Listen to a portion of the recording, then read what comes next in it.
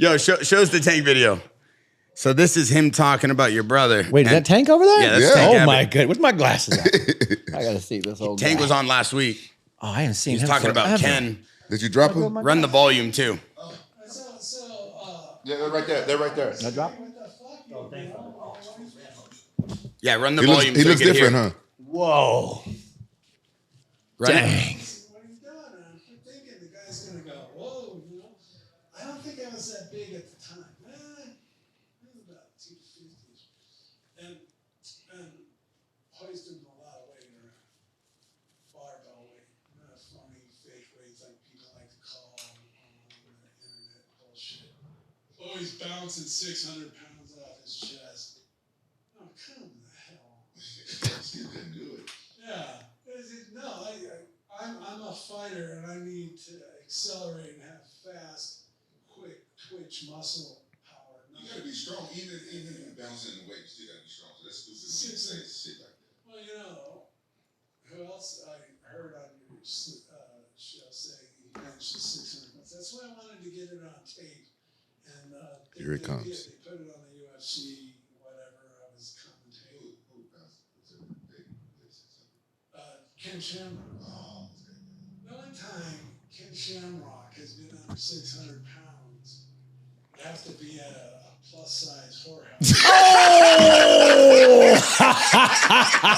Oh! Bro, he floored me with that Okay, one, that's bro. good. That's good. I like that. Tank Abbott does not play games Dude, I love Tank. when it comes to Ken He's Shamrock's so snappy. weight abilities. Bro, he floored me with that one. Oh God, that is fantastic. But you're saying your brother was strong though. Yeah, he was legit crazy strong. So is Yeah. Tank in the right for that one, or what do you think? I don't know. I mean, I never saw him pump 600 pounds, but I mean, you know, I can say Ken and Dan Henderson are the strongest people I've ever tied up with. Oh wow, Dan Henderson's strong. Dan Henderson. Yeah. Yeah. Wow, that's crazy. That's a unique list coming from you. I mean, you've seen everybody there's to see. Yeah.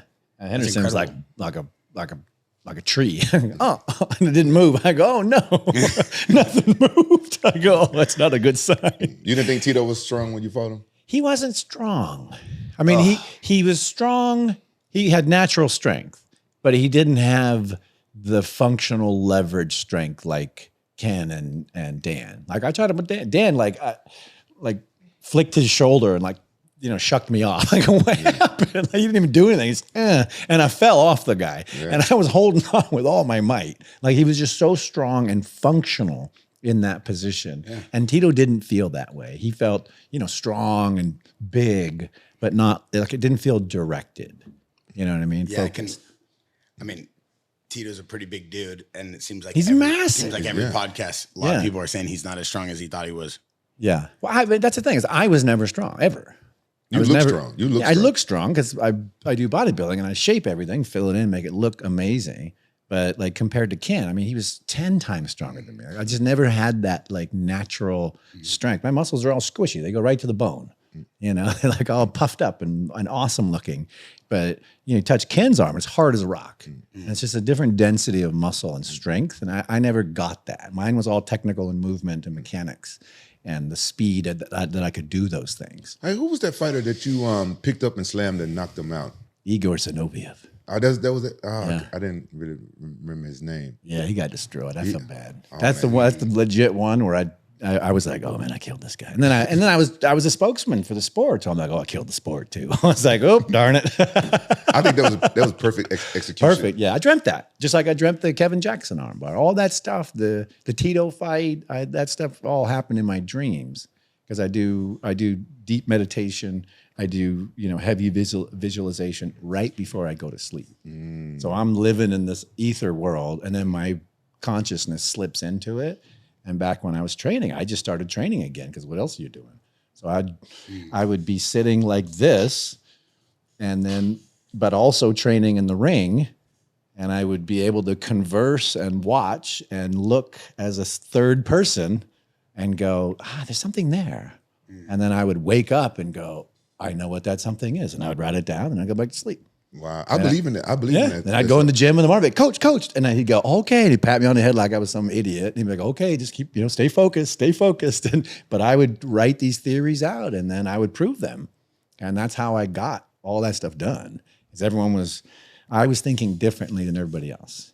I was thinking about completing the circles, making the whole thing a system, doing like Bruce Lee, the most amount of damage with the least amount of edge. Like all this stuff was in every technique I did. There was never like, I'm just going to do this because it, somebody taught it to me and it, looks cool.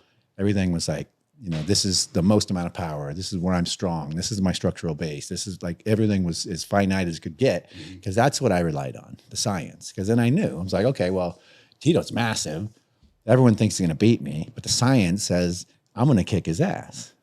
Wow. And if you watch the fight, I thought I had him in the first 30 seconds because I watched all of his fights and I knew if I turned my back to him, he would grab me wrestling style and lift me up. And I knew he would expend a ton of energy and then drop me. So when he lifts me, I hook his legs. So he's stuck in an impasse.